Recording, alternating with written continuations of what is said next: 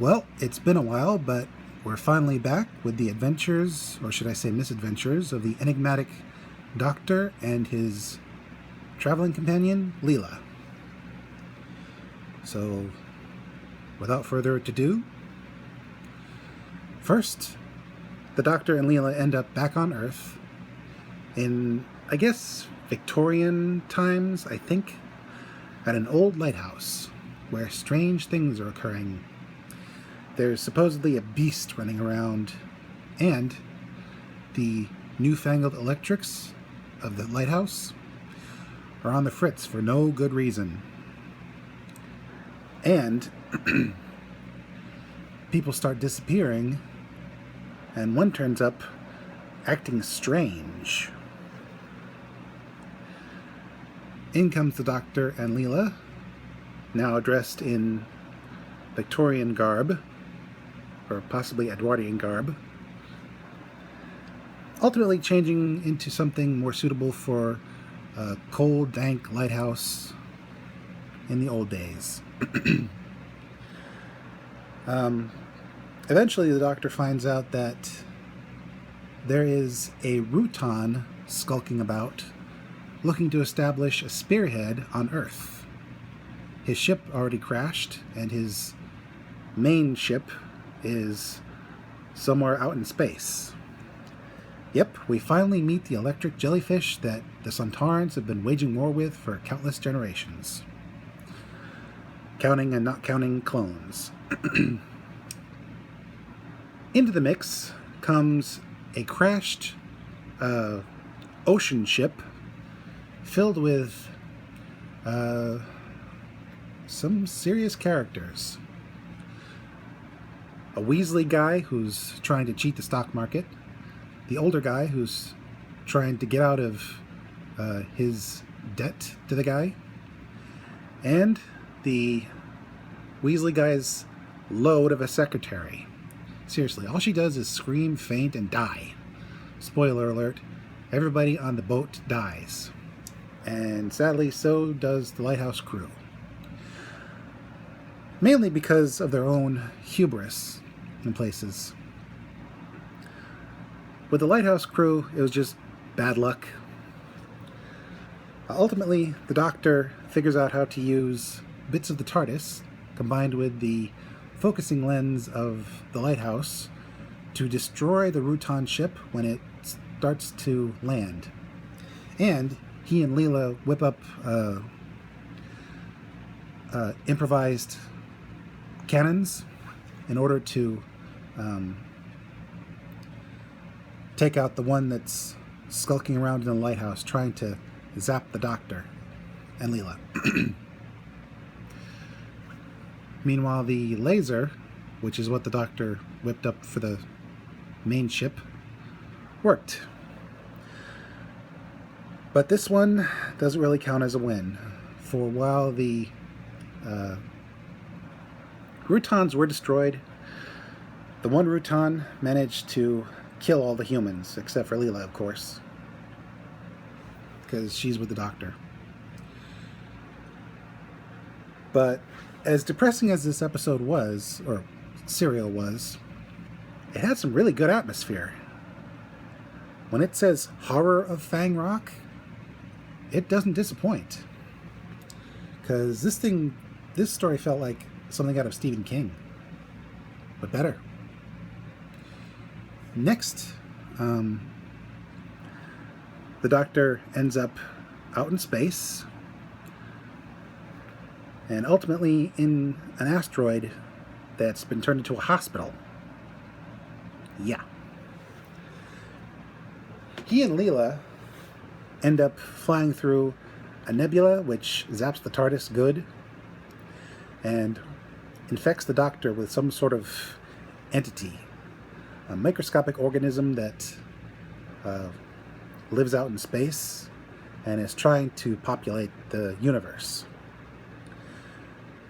And it also infects a ship of people and starts to infect the denizens of a hospital. That would be the asteroid hospital that everyone ends up on when Leela tries to help the doctor. because he's put himself into a coma using Time Lord mental discipline. At the hospital, we meet a professor who helps diagnose and cure the doctor, with a little help from Leela, because her brain is different from everyone else's, probably from growing up having to be a savage. She's just wired differently. She's not stupid, she's just wired differently. And that gave our intrepid heroes an edge in fighting this strange creature. Unfortunately, the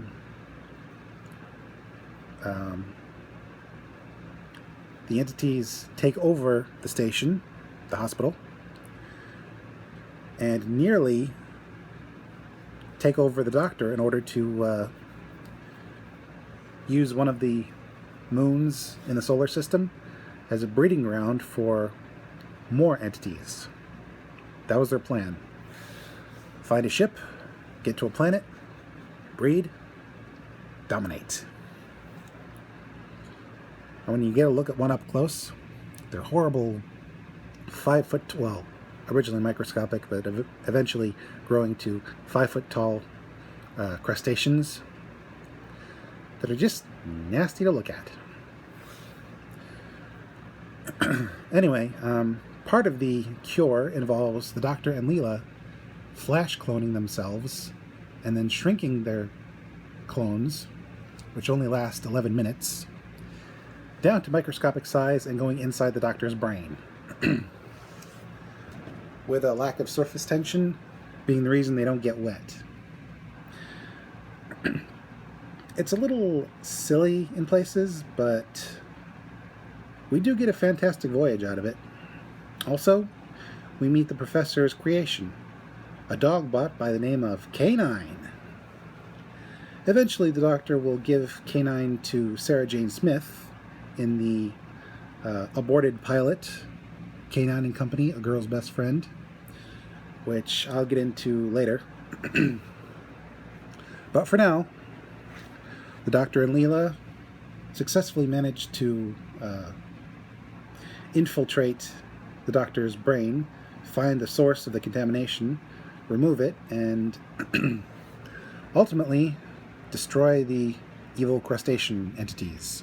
And they even managed to save a few people this time, thanks to Leela's cure. And in the end, the Doctor asks the Professor to borrow K9, and the Professor says, okay. And so we have yet another companion. The sort of cool, sort of meh robot dog that will stay with the Doctor for pretty much the remainder of the run. Moving on, the Doctor and Leela end up back on Earth, where a group of scientists is studying a strange skull that shouldn't exist because it was found in material that's over 12 million years old, well beyond the earliest known human fossils. And when their machines start examining it, it starts to glow for some reason and attracts a female scientist to it. Ultimately, the Doctor realizes that this entity, Fendal, is a being that evolved to consume life in all its forms, which basically makes it a planet killer. It destroyed its own world, becoming the last of its kind, and moved on to other places, ultimately landing on Earth. And just because it's a skull doesn't mean it's dead. Also, it has these strange little worm minions that used to be people. That's the scary part. And these creatures are, in a similar manner to a slug, sensitive to salt. And the ancient memory of this being and her minions and the defense against said minions is explained as a possible source of some of the legends on Earth, including throwing spilt salt over your shoulder. Ultimately, the Doctor thwarts Fendal and her her primary servant, one of the scientists who arranged for all this to happen, because apparently he wanted power and figured Fendal would give him power. But thanks to an elderly lady who has lived in town for her whole life, absorbing energy and race memory, I guess you could call it, from a weak point in reality, which explains why certain areas are haunted. They're actually weak points in reality. The Doctor is able to ultimately defeat Fendal, but at the cost of the female scientist whose body was consumed by the creature. Luckily, the town itself is spared her wrath. Moving on, the Doctor and Leela end up on Pluto in the far future, where humans live and work as basically corporate slaves to this weaselly little human with a high-pitched voice who trundles about in a wheelchair. He's like Davros mixed with Mr. Burns from The Simpsons. And he doesn't care about the people under him. He's basically working those poor sods to death.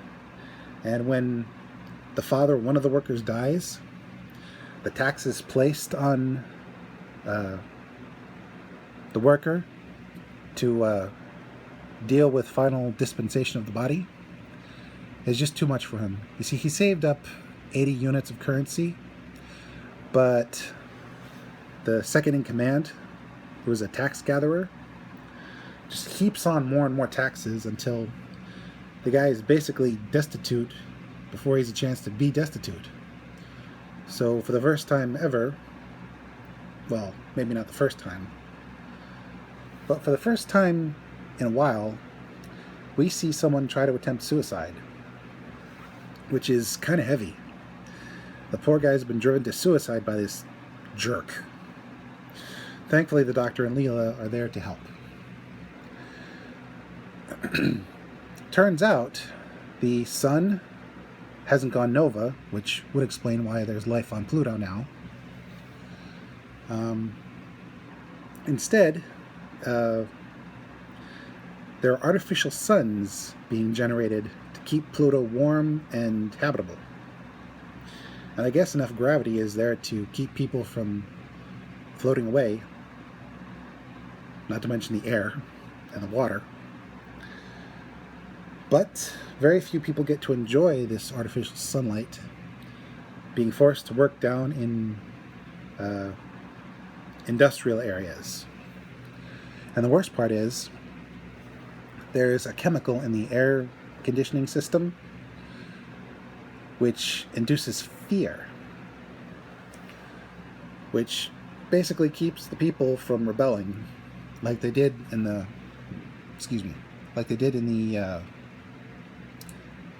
19th century, I believe. 19th, early 20th. Because basically, the corporation forces the people to work for a pittance and keeps heaping on taxes and fees and all that.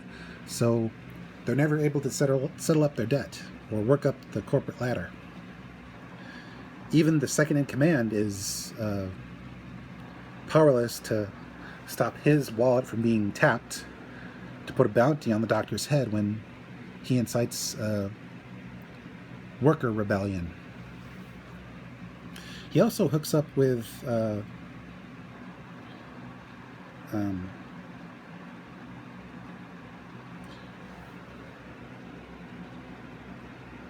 Actually, yeah, that's the same rebellion. I was going to say, he also hooks up with another worker rebellion who try to use him to gain money and nearly fails. But thanks to the machinations of the leader, the Doctor is able to outwit everyone. And ultimately, the rebellion succeeds. Although the second in command is tossed off the building by the former workers, who I think were supposed to arrest him, not kill him. But their fervor for vengeance against the corporation was a little too much. And we find out that the leader is not human, but actually an alien who wrings all the resources out of planets for profit. Basically, he's more Ferengi than the most Ferengi. Excuse me a moment, I've got a low battery.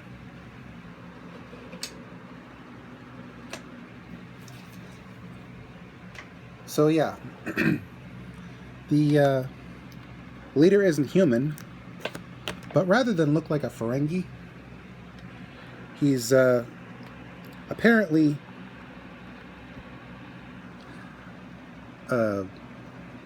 basically seaweed with eyes, which we don't get to see because it wasn't in the budget.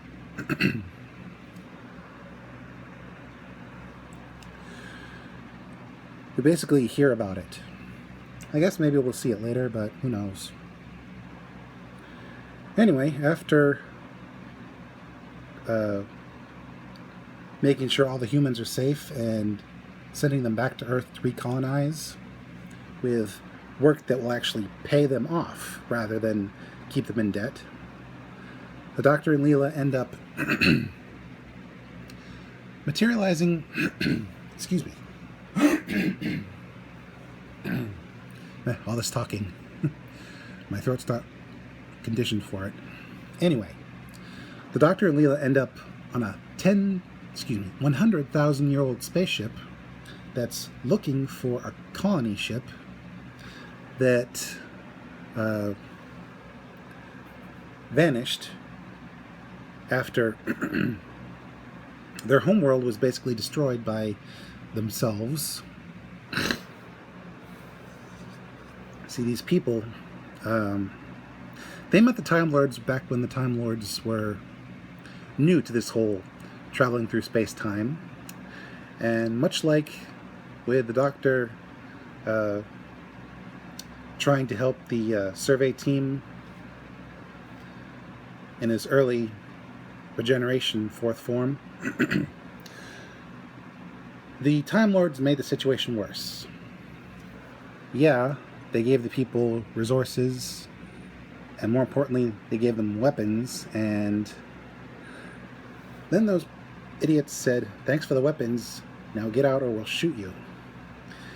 And after the Time Lords left, the people had a civil war and basically destroyed themselves, or at least most of them. So now there's a ancient spaceship with a skeleton crew which uses regeneration technology to keep themselves alive. But their spirits are starting to tire, and it looks like they may never reach their goal. Until the Doctor gives them a helping hand after a bit of tense moments. After a tense moment. And he gets their ship going again with the help of K9. And they ultimately find a planet forming inside a nebula, which will one day be an intact solar system, which they proceed to crash into because of gravity, and they run out of fuel. Luckily, the planet is still forming, and it's soft enough so that they just go inside it rather than become rubble on the landscape. But wouldn't you know it, at the center of the ship, of the, not the ship, of the planet is a ship. The very same ship that they've been looking for. And within the ship is an electronic race bank which will allow these people to finally repopulate a new planet.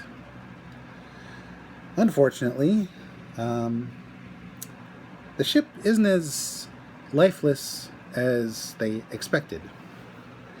Turns out there were a few descendants who broke into two groups, overseers and slaves. And the people believe that there is no sky other than the ceiling, which caves in sometimes. On purpose, as a form of population control. They just need enough slaves to do the work. Any more and there could be a rebellion. But as it turns out, the overseers have their own overseers. These possible genetically altered descendants, or possibly robots, I'm not entirely sure. But they in turn work for an oracle that they call, which as it turns out is the computer system guarding the race bank. And so the Doctor and Leela have to join forces with the slaves, overcome the guards, and figure out a way to trick the computer into giving up the information. And they very nearly blow themselves up, because at first the computer gave them atomic grenades, which end up blowing up the planet itself. But luckily, the spaceship, the first spaceship, not the second one, manages to blast its way out and use the exploding planet as a propulsion method. And the survivors finally head to their new homeworld in order to rebuild. Basically, it's a sort of repeat of Sunmakers, but with a lot more special effects. Seriously, I think they blew the budget on this serial, because the next one takes place in an abandoned building which is supposed to be the TARDIS interior. See, the Doctor and Leela end up back on Gallifrey. Well, the Doctor ends up back on Gallifrey. Leela ends up on Gallifrey for the first time. And the Doctor's acting really weird. Signing some sort of contract with these energy beings. Barking orders and being really out of character for him. I mean, the Doctor can be somewhat acerbic, but never to this degree. He's like a whole different person. Having landed back on Gallifrey, the Doctor asserts that he's the rightful inheritor of the mantle of Rassilon, which would make him the ruler of Gallifrey. But when he puts on this crown thing in order to excuse me, in order to gain the sum total knowledge of the Time Lords, it goes awry and nearly kills him. And I think it messes with his memory, because he starts rejecting Leela and orders her to be sent outside the Citadel.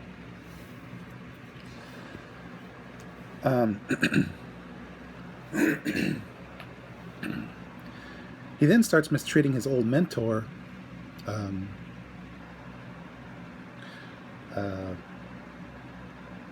I want to say Russo. I'll just call him the old mentor. And seemingly joining forces with this kind of a Weasley Time Lord called Castellan, who is played by the same actor who played the oily knob from Enemy of the World, which I thought was a little typecast, but in a humorous fashion. But ultimately, the Doctor's long game is revealed. He joined forces with the energy beings to take down the defenses of Gallifrey, to let them through so they could reveal themselves. We're actually humans with advanced technology. But even they were answering to someone, namely the Sontarans, who wanted access to the key of Rassilon in order to take over the multiverse and all of time and space. It seems their battles with the Routons weren't going so well, so they decided bigger is better. So they would just take over everything. And we get Sontarans in the Citadel taking out Time Lords. We got Sontarans in the TARDIS. We see more of the TARDIS, including the pool. Maybe that was a different episode. And a garden area with an Audrey 2 type plant. If you don't know who Audrey 2 is, look her up. And ultimately, the Doctor uses the knowledge of Rassilon that he did manage to obtain in order to hypnotize a Time Lady, who was basically the equivalent of air traffic control, who also had some knowledge of engineering. He had her build a weapon capable of taking out the Sontarans that uses the key, which Barusa, that's the guy's name, the mentor, disapproves of. And after the Doctor manages to take out the Sontarans inside the dome, inside the Citadel, he manages to, with the help of K9 and everybody, close up the defenses to keep the Sontarans out. But there was a cost. The key and Rassilon's knowledge are basically taken from him. He loses the abilities he had, which are probably a good thing because they made him a little less Doctor-like and a little more Valyard-like. We'll get to him later.